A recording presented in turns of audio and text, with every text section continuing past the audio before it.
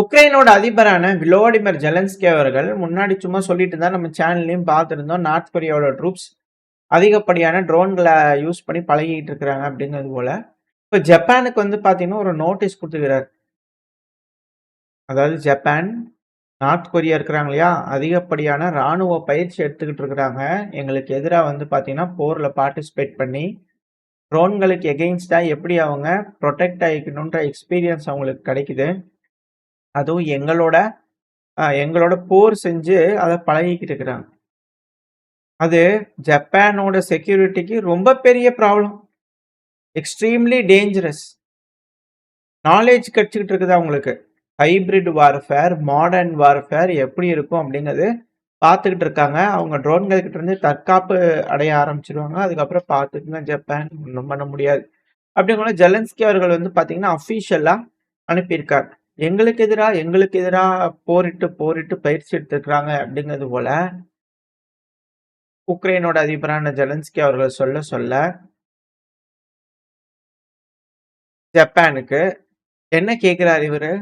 ராணுவ வீரர்களை இங்க அனுப்புங்க ஜப்பான், நீங்களும் பிராக்டிஸ் எடுத்துக்கோங்க ஹைபிரிட் வார்ஃபேருக்கு அப்படிங்கிற போல கேட்கிறாரா அப்படின்ற கேள்விகள் இருக்கு. ஆக்சுவலா ஜப்பான் வந்து பாத்தீங்கன்னா காலனி பண்ணி வச்சிருந்தாங்க கொரியாவை. அதுக்கப்புறம் வந்து பாத்தீங்கன்னா சவுத் கொரியா, நார்த் கொரியான்னு வந்துச்சு. இப்ப பிரச்சனைங்கிறது நார்த் கொரியா, சவுத் கொரியாவுக்கு தான். அடிக்கடி இவங்க மிசைல ஏவி விட்டு சோதனை பண்ணி பார்ப்பாங்க ஜப்பானுக்கு. அது வேற கதை. இது யுகமா காலங்காலமா மன்னர் ஆட்சியிலேருந்தே ஜப்பானுக்கும் கொரியாவுக்கும் ஆக போறதில்ல. அது வட கொரியா, தென் கொரியான்னு இந்த காலத்திலேயே ஆகுறது இல்ல.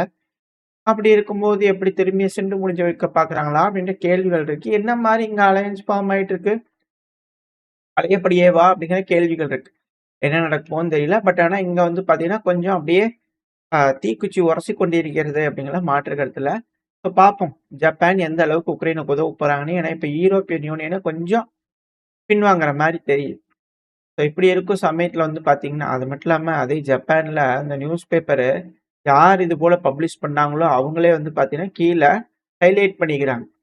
அதாவது 48 வயசான ஜெலன்ஸ்கி அவர்கள் முன்னாள் நடிகராக இருந்திருக்கிறாரு. அப்புறம் டிவியில் வந்து பண்ண ஹோஸ்டாக இருக்கக்கூடிய ஜெலன்ஸ்கி அவர்கள் இது போல் வந்து பார்த்தீங்கன்னா இன்ஃபார்ம் பண்ணிக்கிறாரு நம்மளோட பிரைம் மினிஸ்டர்கிட்ட அப்படிங்கிற வந்து பண்ண செய்திகள் அங்கேயே வந்து பார்த்தீங்கன்னா வந்திருக்கு. அது என்ன சொல்ல வராங்க இவங்க ஜப்பான் நிறுவனம் அப்படிங்கிற கேள்வி இருக்கு. சரி, ஓகே, இது ரஷ்யா உக்ரைன் பிரச்சனையில டிப்ளமேட்டிக்கலா நடக்கக்கூடிய விஷயங்கள். காலத்துக்கு வந்துட்டோம்னா ரஷ்யா அடுத்த பேட்ச் அடிச்சு அனுப்பிச்சுக்கிறாங்க. அதுவும் ரெக்கவரி வெஹிக்கல்ஸா அதிகமா அனுப்பிச்சுக்கிறாங்க. ரெம் 80 ஆர்மட் ரெக்கவரி வெஹிக்கல் வந்து பார்த்தீங்கன்னா அதிகமா ப்ரொடியூஸ் பண்ணி களத்துக்கு அனுப்பிச்சுக்கிறாங்க. அது நிறைய பொருளை பிடிச்சி வச்சிருப்பாங்க இல்லையா, ஏப்ராம்ஸ் டேங்க் இது போல நிறைய இருக்கும். எல்லாத்தையும் ரிட்டர்ன் எடுத்துட்டு வர்றதுக்காக நிறைய வேணும், கொஞ்சம் ரெடி பண்ணி அனுப்புங்க அப்படிங்கிறவங்களும் அனுப்பி விடுறாங்களா இல்லை என்னங்க தெரியல. வெயிட் பண்ணி பார்ப்போம். அடுத்த ஒரு பேட்ச் வந்து பார்த்தீங்கன்னா போயிருக்கு. இப்போ ரஷ்யா வந்து பார்த்தீங்கன்னா திரும்பவும் பழையபடி ப்ரிப்பேர் ஆகிட்டு இருக்கிறாங்க அப்படிங்கிற செய்திகள் வந்துகிட்டு இருக்கு. மேபி ஒரு லார்ஜ் ஸ்கேல் அஃபென்சிவ் ஆப்ரேஷன் இருக்கலாம். ஏன்னா ஒரு 3-4 மாசத்துக்கு முன்னாடியெல்லாம் வந்து பார்த்தீங்கன்னா நம்ம சேனல்ல வாரம் வந்து பார்த்தீங்கன்னா ஒரு வீடியோ லோட் ஆகிட்டு இருக்கும். ரஷ்யா வந்து பார்த்தீங்கன்னா ட்ரெயினில் ஏற்றி அடுத்த பேட்ச் அனுப்பிச்சிட்டாங்க, ரஷ்யா ஃபைட்டர் ஜெட்ஸை டெலிவரி பண்ணுறாங்க அடுத்த பேட்ச் அப்படிங்கிற பல விஷயங்கள் வந்துகிட்டு இருக்கும். இப்போ அது கொஞ்சம் கம்மியாயிருக்கு அப்படின்னா எல்லாத்தையும் பதுக்கிறதெல்லாம் பதுக்கிட்டாங்க. அந்த அளவுக்கு களத்தில் ஏதாவது சேதங்கள் ஏற்பட்டிருக்கா ரஷ்யாக்கு எகெயின்ஸ்டானா இல்லை. எல்லாம் எந்தெந்த பகுதியில் எப்படி கொண்டு போய் வச்சு எந்தெந்த பகுதியில் ரெடி பண்ணுமோ பண்ணியிருந்திருப்பாங்க. ஸோ மேபி அடுத்த ரொட்டேஷன், அதாவது அடுத்த புது ஸ்ட்ரைக் கவுண்டர் அஃபென்சிவ் இல்லை அஃபென்சிவ் ரஷ்யா தரப்பு இருந்து இருக்குமா அப்படின்ற கேள்விகள் இருக்கு. ஏன்னா குப்பியான்சு பகுதியில் அஃபென்சிவ் ஆப்ரேஷன்னாங்க, அதை தடுத்துட்டாங்க ரஷ்யா. இப்போ அந்த பகுதியில் ஏதாவது ஆப்ரேஷன் ஏதாவது பண்ணுவாங்களா, இல்லை வேற ஏதாவது பகுதிகளா, இல்லை எல்லா பகுதியிலையும் சைமல்டேனியஸாக பண்ணுவாங்களான்ற கேள்விகள். ஏன்னா தினந்தோறும் வந்து பார்த்தீங்கன்னா 130 காம்பேக்ட் என்கேஜ்மெண்ட்ஸ் நடக்குது, 100க்கும் மேற்பட்ட என்கேஜ்மெண்ட்ஸ். இது கடந்த 24 மணி நேரத்தில் உக்ரைன் சொல்லக்கூடிய தகவல். 130 காம்பேக்ட் என்கேஜ்மெண்ட்ஸ். இதில் 5115 காமிகாசி ட்ரோன்கள் கிராஸ் ஆயிடுச்சு. எல்லாம் 3000 4000 வந்துச்சு. இப்போ 5115 காமிகாசி ட்ரோன்கள் ஒரு நாள்ல கடந்த 24 மணி நேரத்துல ரஷ்யா களத்துல யூஸ் பண்ணிக்கிறாங்க.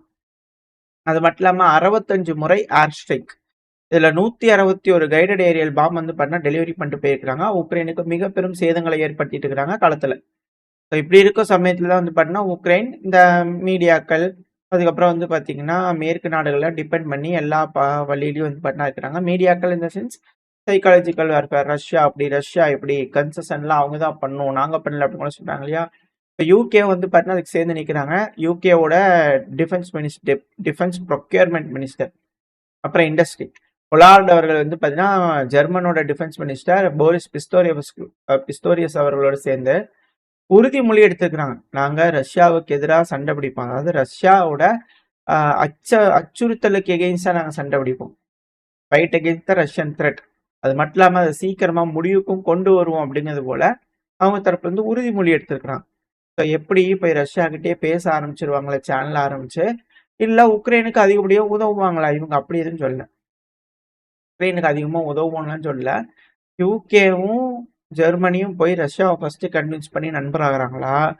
இல்ல பிரான்ஸ் போய் ஃபர்ஸ்ட் ரஷ்யாவை கன்வின்ஸ் பண்ணி நண்பராகிறாங்களா? இவங்களுக்குள்ள இப்படி ஒரு போட்டி வந்திருக்கா அப்படிங்கிற பல அனலிஸ்டுகளோட கருத்துக்கள்.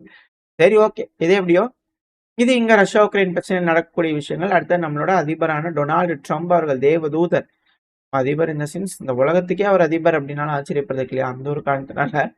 ஸோ டொனால்டு ட்ரம்ப் அவர்கள் வந்து பார்த்தீங்கன்னா, பீஜிங் அவர்களுக்கு மார்ச் 31 இருந்து ஏப்ரல் 2 வரைக்கும் விஜயம் பண்ணிட்டு ஜி ஜின்பிங் அவர்களை பார்த்து எப்படி இருக்கு, நல்லா இருக்கான்னு கேட்டு வரலாம் அப்படிங்கிறது போல ட்ரம்ப் அவர்கள் ஆயத்தமாயிட்டு இருக்காரு. இப்போ அவர் போறாரு அப்படின்னா கொஞ்சம் அழுத்தங்கள் வைக்கிற மாதிரி நல்லா ஹாய் அப்படிங்கிறது போல போயிருக்கணும். இப்போ அதுக்கு அமெரிக்காவோட சுப்ரீம் கோர்ட்டே வந்து பாத்தீங்கன்னா பிரசிடென்சியல் பவரை கம்மி பண்ற மாதிரி எந்த நாட்டுக்குமே டாரிஃப் போடக்கூடாது அப்படிங்கிற சொல்லும் போது எப்படி ட்ரம்ப் அவர்களுக்கு வெயிட் இருக்கும்? எந்த மாதிரி போய் சீனா கிட்ட பேசி வெளிக்கொண்டு வர முடியும் அப்படிங்கிற பல கேள்விகள். அதுக்கெல்லாம் இந்த ஆயில் டேங்கரை வந்து பிடிச்சிட்டு போனாலே அவங்களே பயந்துட்டு ஒத்துக்குவாங்க அப்படிங்கிறத என்னக்குள்ள இருக்கிறாங்களா அப்படிங்கிறது தெரியல. இப்போ ட்ரம்ப் அவர்கள் பயங்கரமா கான்ல இருக்காரு இதுல அப்படிங்கிற மாட்டுக்கட்டில். அடுத்த மிக முக்கியமான ஒரு விஷயம் போர்ட் ஆஃப் பீஸ் மீட்டிங் இருந்தது. அதெல்லாம் நம்ம பார்த்தோம். இல்லை அர்மேனியாவும் ஒன் ஆஃப் த மெம்பர். ஆனா இந்த போர்ட் ஆஃப் பீஸ்ல வந்து பாத்தீங்கன்னா அர்மேனியாவோட பிளாகே டிஸ்பிளே பண்ணல. ஏன் இது பண்ணல? பெலரூஸோட ஃபாரின் மினிஸ்டருக்கு விசா கொடுக்கல, அர்மேனியாவுக்கு பிளாகே போடல, இனாகுரல் செரிமனியில வேற. அதுவும் இதுல என்னன்னா அசர்பைஜானோட அதிபர் இருப்பார் இல்லையா, அவர் இதை கிண்டல் அடிச்சு போட்டுக்கிறாரு. அதெல்லாம் ஒரு காலனியே கிடையாது அப்படிங்கிறவங்க வந்து பாத்தீங்கன்னா அசர்பைஜான் அர்மேனியாவோட பிளாக் இல்லாததுக்கு கிண்டல் பண்ணி போட்டுக்கிறார். என்ன சொல்ல வராங்க இவங்க? அசர்பைஜானோட அர்மேனியா இணைஞ்சிருச்சுன்னு சொல்ல வராங்களா அப்படின்ற கேள்விகள்லாம் வருது. என்ன நடக்கும்னு பார்க்கலாம். அது மட்டும் இல்லாம ட்ரம்ப் அவர்கள் வந்து பாத்தீங்கன்னா இந்த சிரியா இருக்கு இல்லையா, அதுல நான் தான் வந்து பாத்தீங்கன்னா உட்கார வச்சிருக்கிறேன். நல்லா சூப்பரா வேலை செய்யறாரு இப்ப இருக்கக்கூடிய சிரியாவோட அதிபர் அல் சாரா அவர்களை புகழ்ந்து பாடியிருக்கிறாரு டொனால்டு ட்ரம்ப் அவர்கள். தேவரோட பார்வையே வந்து பாத்தீங்கன்னா அவர் மேல பட்டிருக்கு. அதுவும் அன்பு பார்வை பட்டிருக்கு அப்படிங்கும்போது வரவேற்கத்தக்க வேண்டிய விஷயம் தான். ஃபினாமினல் ஜாப் வந்து பாத்தீங்கன்னா அவர் செஞ்சுக்கிட்டு இருக்கிறார் அப்படிங்கிறது போல. இவங்களே ஒத்துக்கிட்டாங்க. சிஐஏ தான் வந்து பாத்தீங்கன்னா அல் ஜுலானி அவர்களை சிரியால உட்கார வச்சுக்கிறாங்களா அப்படிங்கிறது போல ஒரு எக்ஸ்பெரிமெண்ட் மாதிரி. அந்த எக்ஸ்பெரிமெண்ட்ல டெஸ்ட் சக்சஸ் ஆயிருக்கு அப்படிங்கிற புரிஞ்சுக்கலாம். சரி, ஓகே. இது சிரியால இருக்கக்கூடிய விஷயங்கள். அடுத்தது இந்த ஈரான் பிரச்சனைக்கு வந்துட்டோம் அப்படின்னா அமெரிக்காவோட சட்டம் அந்த லா மேக்கர்ஸ்லாம் இருப்பாங்க இல்லையா, செனட்லாம். ஸோ அவங்க வந்து பண்ண திருப்பவும் ஓட்டெடுப்பு வைக்கலாமா? ஆல்ரெடி வெனிசுலாக்கு இப்படித்தான் ஓட்டெடுப்பு வச்சுக்கிட்டே இருந்தோம். ஆனால் ட்ரம்ப் அவர்களுக்கு தெரியும், ட்ரம்ப் அவர்களுக்கு தெரியினாரு, அவர் உள்ள போய் பிடிச்சிட்டே வந்துட்டார். இப்போ அதே போல இப்போ ஈரானுக்கு பேச ஆரம்பிச்சிட்டாங்க. அதாவது வார் பவர்ஸ் வந்து பாத்தீங்கன்னா கட்டுப்படுத்தணும். ட்ரம்ப் அவர்கள் நம்ம காங்கிரஸ் சபையில வந்து பாத்தீங்கன்னா பர்மிஷன் வாங்காம ஈரான் மேல எந்த தாக்குதலும் பண்ணக்கூடாது அப்படிங்கிறது போல திரும்பவும் ஒரு ஓட்டெடுப்பு கொண்டு வரலாமா அப்படிங்கிற யோசிச்சுட்டு இருக்கிறாங்க. ஆனா எல்லா டைமும் டெமோக்ராட்ஸ் தோத்துக்கிட்டு தான் இருக்கிறாங்க. தெரிஞ்சு ஏன் அவங்க அப்படி செய்யறாங்க அப்படின்னா அமெரிக்காலையும் எதிர்ப்பு இருக்கு அப்படிங்கறத காட்டுறதுக்காக செய்யறாங்களா அப்படின்ற கேள்விகள். ஆனா இன்னும் சில அனலிஸ்ட் என்ன சொல்றாங்கன்னா மிரட்டிக்கிட்டு இருக்காங்க. அமெரிக்கா இதே பாஷையில தான் வந்து பாத்தீங்கன்னா வெனிசுலால சொல்லிட்டு இருந்தாங்க, அதுக்கப்புறம் செஞ்சாங்க. உலகத்தை வந்து பாத்தீங்கன்னா பதப்படுத்திக்கிட்டு இருக்காங்க. இது போல செய்ய போறோம் பாத்துக்கோங்க, இது போல அட்டாக் பண்ண போறோம் பாத்துக்கோங்க அப்படிங்கிற அப்புறம் பண்ணதுக்கு அப்புறம் வந்து யாரும் எதுவும் சொல்லிடக்கூடாது அப்படிங்கிறது போல உலகத்தையே வந்து பார்த்தா ரெடி பண்ணிட்டு இருக்காங்க. ப்ரிப்பேர் பண்ணும் இல்லையா, அதுக்காக இது போல சொல்றாங்க அப்படிங்கிற செய்திகள். ஏன்னா டெமோக்ராட்ஸ் தொடர்ந்து இது போல ரெசல்யூஷன் கொண்டு வரும்போதெல்லாம் ஃபெயில் ஆகிட்டே தான் இருக்காங்க. இப்போ பார்ப்போம் ட்ரம்ப் அவர்களை கட்டுப்படுத்த போறாங்களா, இல்லை ட்ரம்ப் அவர்களுக்கு அப்ரூவலும் கிடைக்க போகுதா, அவர் பார்த்து செஞ்சுக்குவாருங்க அப்படிங்கிறது கூட அப்ரூவல் கிடைக்குமா அப்படிங்கிறது தெரியல. ஏன்னா ட்ரம்ப் அவர்கள் வந்து பார்த்தீங்கன்னா ஓப்பனா பப்ளிக்கா ஜீரோ என்ரிச்மெண்ட் வந்து பார்த்தீங்கன்னா ஈரான்ல இருக்கணும் அப்படிங்கிற சொன்னாலும் சண்டை வேண்டாம் அப்படிங்கிறது போலக்கான வேலைகளையும் டொனால்டு ட்ரம்ப் அவர்கள் இறங்கி இருக்கிறாரு. பிரைவேட்டா இருக்கக்கூடிய டிஸ்கஷன் என்னன்னா டோக்கன் சிஸ்டம் மாதிரி வச்சுக்கலாம். எவ்வளவு நீங்க பண்ணுவீங்க? எப்படி பண்ணுவீங்க? எதுல பண்ணுவீங்க? எங்க ஆளுங்க அங்க இருப்பாங்க அப்படிங்கிற ஏதோ ஒரு அக்ரீமெண்ட் ரீச் பண்றதுக்கு பிரைவேட்டா பேசிட்டு இருக்கிறாங்க அப்படிங்கிற போல செய்திகளும் வருது. ஏன்னா, அணு ஆயுதம் அப்படிங்கிறது போல எந்த அளவுக்கும் போயிறக்கூடாது ஈரான் அப்படிங்கலாம் அமெரிக்கா ரெடியா இருக்காங்க. ஸோ, அதனால இது போல ஒரு விஷயத்த குடுத்து பார்க்கலாமா அப்படிங்கிறதுல யோசனை. பிரைவேட்டா டிஸ்கஸ் பண்ணிட்டு இருக்கிறாங்கன்னு. ஆனா, இதுங்கலாம் பார்த்தா டிஸ்கஸ் பண்ணி எதுவும் கம்முனு இருக்கிற மாரி தெரியல அப்படிங்கிறத செர்பியா அடிச்சு பண்ணிக்கிறாங்க.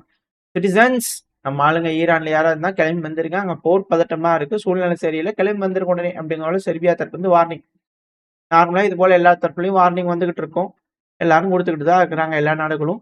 இப்ப பார்ப்போம் அமெரிக்கா வெர்சஸ் ஈரான் என்ன மாரியான முடிவுகள் எடுக்க போறாங்கன்னு சொல்லிட்டு, அடுத்தது அப்படியே இஸ்ரேல் கிட்ட வந்துட்டோம்னா, இஸ்ரேல் வார்னிங் குடுத்துக்கிறாங்க. அது ஈரான் இருக்கிறாங்க இல்லையா? குறைஞ்சது 5000 பாலிஸ்டிக் மிசைலாவது வச்சிருக்கணும். அதிகமா அதாவது 2027ல கணக்கு போடும்போது 5000மாவது அவங்ககிட்ட வச்சிருப்பாங்க ஸ்டாக் பைல் அப்படின்னு சொல்றாங்க. ஏன் அப்படின்னா, ஒரு மாசத்துக்கு 100 மிசைல வந்து பார்த்தீங்கன்னா, அவங்க ரெடி பண்றாங்க பாலிஸ்டிக் மிசைல். இந்த அளவுல புரொடியூஸ் பண்றாங்கன்னா, எந்த மாதிரியான லேயர்ட் ஏர் டிஃபென்ஸ் சிஸ்டமும் பிரிவென்ட் பண்ண முடியாது. ஸோ டேமேஜஸ் ஏற்படும். ஸோ லார்ஜ் ஸ்கேல் பேரேஜஸ் வருது அப்படிங்கும்போது நம்மளால தடுக்கிறது ரொம்ப ரொம்ப சிரமமா இருக்கும். அப்படிங்கம்போல இஸ்ரேல் தரப்புல அனலைஸ் பண்ணிட்டு இருக்கிறாங்க.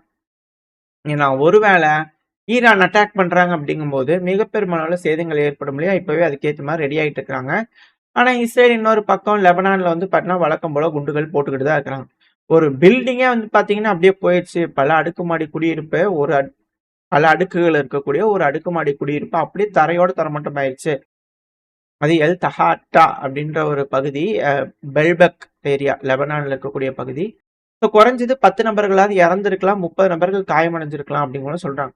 ஸோ இது அப்படியே வந்து பார்த்தா இந்த ஈரான் இந்த ஏரியாவில் நடக்கக்கூடிய விஷயங்கள், அப்படியே இந்த மிடில் ஈஸ்ட்ல நடக்கக்கூடிய விஷயங்கள். அப்படியே தெற்கு அமெரிக்கா கிட்ட வந்துட்டீங்க அப்படின்னா, பிப்ரவரி 20 அமெரிக்காவோட தெற்கு கமாண்ட் வந்து பண்ண வெனிசுலா பக்கத்துல ஒரு நார்கோ டெரரிஸ்ட் இருக்குன்னு சொல்லிட்டு ஒரு ஆயில் கப்பல் அப்படின்னு கூட சொல்றாங்க. பட் ஆனா ஒரு வெசலை வந்து பார்த்தீங்கன்னா அடிச்சிருந்துக்கிறாங்க. அதுக்கான வீடியோ பதிவுகள் விட்டுக்கிறாங்க. ஸோ பதட்டம் அப்படிங்கிறது வந்து பார்த்தா தொடர்ந்து இருந்துகிட்டே தான் இருக்கு. எந்த ஒரு வகையிலையும் குறைஞ்ச பாடு இல்ல. பேச்சுவார்த்தைகள் கை கொடுத்த மாதிரியான எந்த ஒரு சமிகைகளும் இல்ல. எல்லாம் பொறுமையா உட்காந்து பேசி தீர்த்துக்குவாங்கன்ற நம்பிக்கையில இந்த பதிவை நான் முடிச்சுக்கலாம். இந்த பதிவு எப்படி இருந்துச்சு உங்களுக்கு பிடிச்சிருக்கா? பிடிச்சுனா லைக் பண்ணிட்டு உங்க ஃப்ரெண்ட்ஸ் உங்களை ஷேர் பண்ணிக்கோங்க. அது கூடயே மறக்காம நம்ம சேனல் ஒன்று சப்ஸ்கிரைப் பண்ணலாம், மறக்காம சப்ஸ்கிரைப் பண்ணிக்கோங்க. அப்பதான் நம்ம போடக்கூடிய வீடியோக்களை மதிச்சு யூடியூப் 4 பேருக்கு ப்ரொமோட் பண்ணும். உங்களோட அன்பு ஆதரவு எனக்கு எப்போ இருக்குன்னு நம்பிக்கை இந்த பையனா முடிச்சுக்கலாம். இந்த பதிவு நல்லா இருக்கும் நம்பிக்கலாம். அடுத்த பதிவு சந்திக்கலாம். Very stay safe. பை.